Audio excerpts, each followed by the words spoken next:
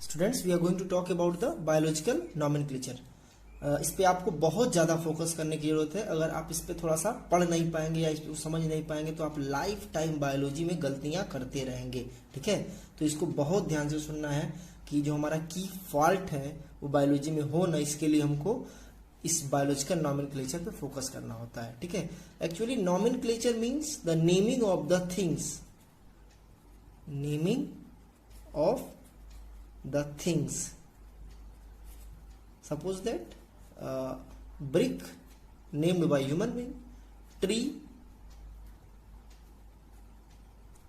or any other person, Mohan, Radhe, Abraham, etc. was actually earlier a normal living being, but it was the name by the human being or their close relative or parents. कुछ लोग अपने कुत्ती बिल्ली का भी नाम रख लेते हैं। ठीक है, तो यहाँ पे दो टर्म मिल करके हमको फोकस करना है। Biological nomenclature, nomenclature means naming of the living thing, किसी चीज का नाम रखना। Biological nomenclature means the nomenclature of the living things और naming of the living things. But there is a standard definition for the biological nomenclature. You need to write it, what are the international acceptable definition for the biological nomenclature. It should be write by you. So write down the international accepted or global definition for the nomenclature of the living being. Nomenclature is the process of standard naming of plants and animals that accepted in worldwide. लिख सकते हैं आप इसको, video को recap करके आप लिख सकते हैं। ठीक है, nomenclature लिखिए, मैं बोल रहा हूँ nomenclature is the process of standard naming of plants and animals that accepted in world wide. यानी कि ये क्या है, इंटरनेशनल, ये क्या है, इंटरनेशनल नेमिंग है। इंटरनेशनल नेमिंग का मतलब हुआ कि कोई चीज का अगर हम नाम रख दे तो अमेरिका में भी वही कॉमन नेम से बुलाया जाएगा, इंडिया में भी उसी कॉमन नेम से बुलाया जाएगा। ये प्रॉब्लम्स हमको बायोलॉजी में अगर आप पढ़ेंगे किसी पर्टिकुलर लिविंग बीइंग के नेम, तो ये प्रॉब्लम्स आपको फेस करने में ये नॉर्मल सी बात होगी। ठीक है, अभी हम आप इसको बताएंगे।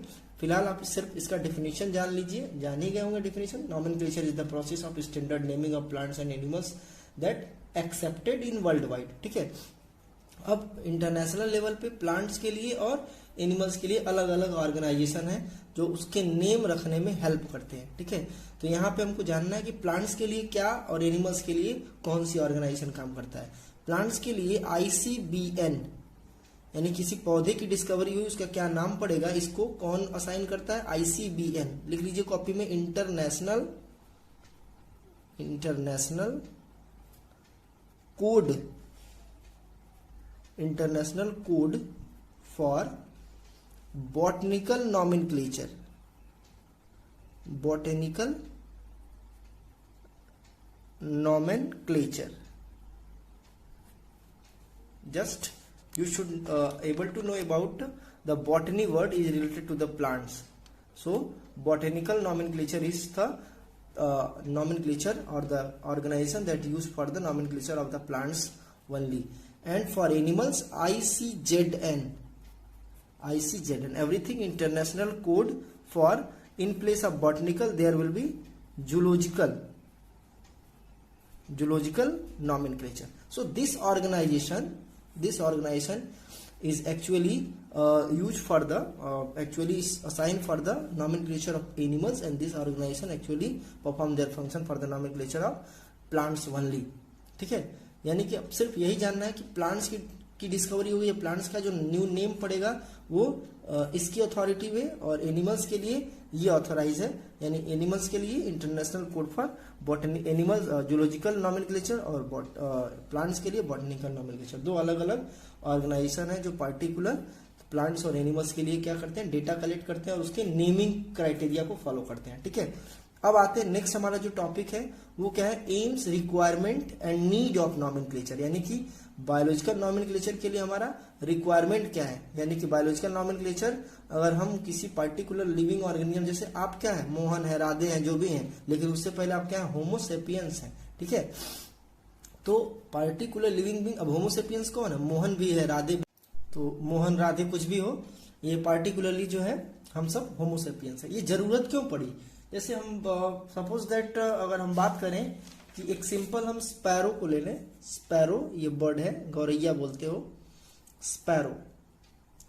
एक्चुअली स्पैरो ये यूएसए का ओरिजिनेशन, ठीक है, यूएसए ब्रिटेन वगैरह में इसको बोला जाता है, बट इंडिया में इसको क्या बोला जाता है, गौरैया। क्या होता है, गौरैया, ठीक है। अगर हम बात करें जर्मनी में तो इसको बोला जाता है हॉस्परलिंग, हॉस्परलिंग, ठीक है। और अगर हॉलैंड की बात करें तो उसको मुश्च बोला जाता है, मुश्च, ठीक है। स्पेन में इसको गोरियन बोला जाता है, गोरियन, ठीक है, गोरियन। बात करते हैं जापान में इसको सुजून बोला जाता है, सुजून, ठीक है। पुर्तगाल में इसी गौरैया को पैडल बोला जाता है, PARDAL, पैडल। तो ये अलग अलग कंट्री में अलग अलग नेम है। अगर आप इंडिया से कहीं बाहर जा रहे हैं और पढ़ाई के लिए जा रहे हैं, आपको गौरैया के बारे में पता ही नहीं है, तो आप वहाँ पे गौरैया पे स्टडी कर रहे हैं, कहाँ पे, जापान में, तो आप वहाँ पे बोलेंगे किसी फार्मर से ये गौरैया देखे हो, तो वो चुप होकर के देखेगा आप तुम्हारा मुंह।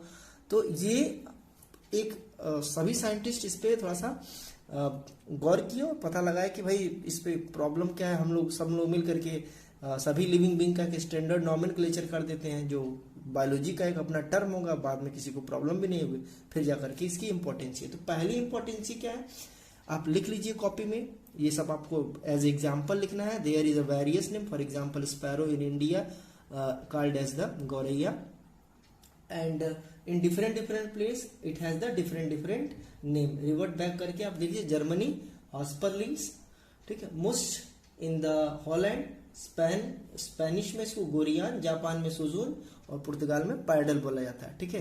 तो ये अब इंपॉर्टेंस क्या है इसका, लिख लो कॉपी में। To designate a common name that are world wide acceptable, to designate, मैं थोड़ा बहुत लिख दे रहा हूं, आपकी स्पेलिंग मिस्टेक ना हो, to designate the common naming of the living being that are world wide accepted.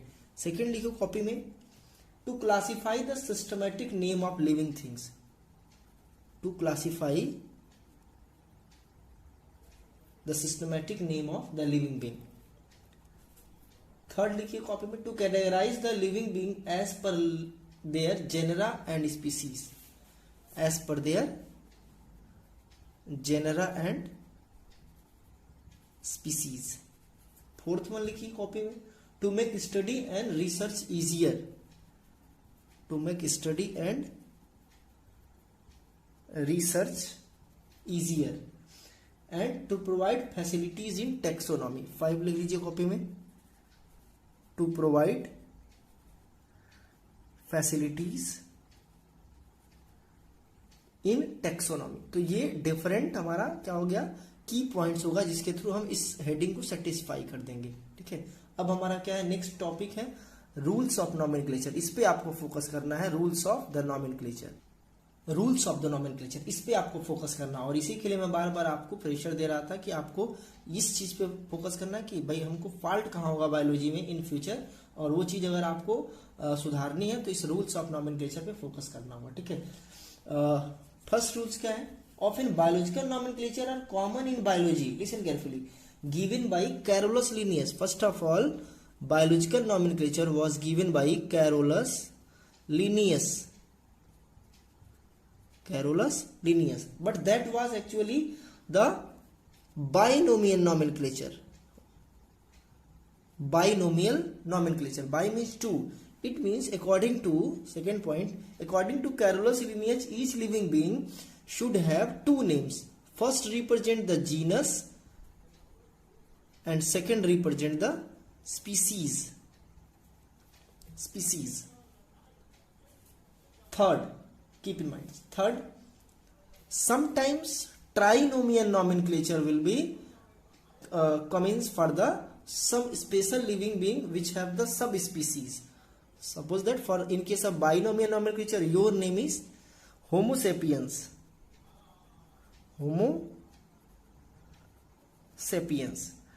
and the sparrow, the name of sparrow is Passer domesticus. According to binomial nomenclature, the name of sparrow is Passer domesticus. Passer domesticus. According to binomial nomenclature, the name of sparrow is Passer domesticus. Keep in mind. Now, after the Carolus Linnaeus binomial nomenclature, there was actually the trinomial nomenclature. Trinomial nomenclature.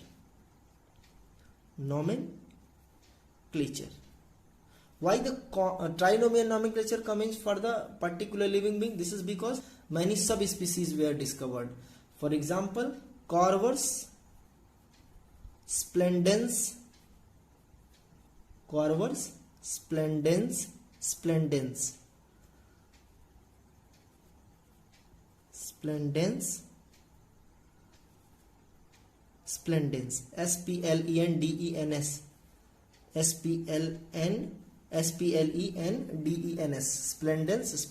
Corvus, ये किसका scientific name है? Crow का। Homo sapiens sapiens किसका है? Human being का। तो ये अब पहले होमोसेपियंस था, फिर उसके बाद पता चला कि होमोसेपियंस की मॉर्फोलॉजी वगैरह में प्रॉब्लम हो गई, बहुत सारा चेंजेज हो गया, तो अब नाम पड़ गया हम लोगों का क्या? Homo sapiens. ये हमारा नॉमेनक्लेचर का फर्स्ट रूल्स है, ठीक है। The nomenclature, the names of the living being, particular the standard names of living beings may be binomial nomenclature और may be trinomial nomenclature. Now the next important points it should be mentioned, that is point number 4. Generally in point number 4 we will describe about the rules of binomial nomenclature. Keep in mind, in binomial nomenclature, for example, suppose that in case of national animals, that is Panthera tigris,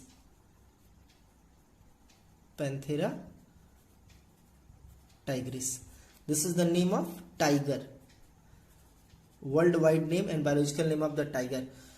So according to binomial nomenclature, the point 4 should be written by you. The first name of the living being represent the genus and second name represent the species. Now point 5, the first name of the first letter of the genus should be in capital. The first letter of the genus always should be in capital. अब यहाँ Panthera में क्या है? पहला P जो है capital में रहेगा। First letter of the genus should be capital, while the first letter of species should be small. It means all letters of species should be small. So अगर हम ह्यूमन बीइंग की बात करें तो होमो सेपियंस अगर लिखेंगे आप, होमो सेपियंस भी लिखेंगे तब भी स्पीसीज के दोनों नेम क्या होंगे? स्मॉल लेटर में, और जीनस के दोनों नेम का पहला लेटर, ठीक है, जीनस का जो पहला लेटर होगा वो अल्फाबेट लेटर, वो क्या हो जाएगा? कैपिटल में होगा, ठीक है। 6 point, if the overall name of biological nomenclature is in printed form, अगर वो छापे में, जैसे छपाई हो रही है बुक्स वगैरह की, तो वो कैसा होना चाहिए? Italic.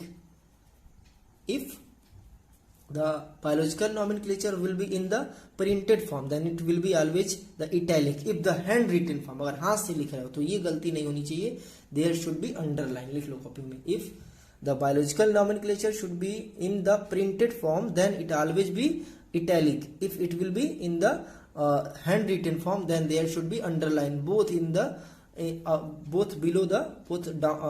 both below the genus and species. Keep in mind. So this should be noticed by you, and this is the overall biological nomenclature. Now it should be kept in your mind and also learn properly. Also write on your copy, and it is your homework. Write the biological nomenclature with the help of internet of HW. किसका जानना है? National flower. It is your homework. That is lotus. National biological nomenclature of national animals, इसको आप लिख डालिएगा। National birds, खोज के लिख दीजिए। National flower Nelumbo nucifera, national animals Panthera tigris, national birds Pavo cristatus, खोज के आप लोग लिख डालिएगा कॉपी में। इसके अलावा आपको 4 pets, 4 wild animal, 4 birds, 4 flower, इनके कहीं से भी इसको छोड़ करके, national flower, national animals and national birds, इन सबको छोड़ करके आप 4 pets, 4 wild name, 4 birds and 4 flowers के बायोलॉजिकल नेम को अपनी कॉपी में लिखने। कैसे लिखने, ये फॉर्मेट में बना दे रहा हूं। आप लिखेंगे सीरियल नंबर, इसके बाद लिखेंगे नेम ऑफ द लिविंग में, इसके बाद लिखेंगे बायोलॉजिकल नेम। ठीक है, जैसे for example serial number 1 name क्या हो जाएगा, नेम जो हो जाएगा स्पैरो, गौरैया जिसको बोलते हैं, और यहाँ पे पैसर डोमेस्टिकस। ठीक है, it is your homework. Now next reading will be taxonomical hierarchy. It will be discussed in next video lecture.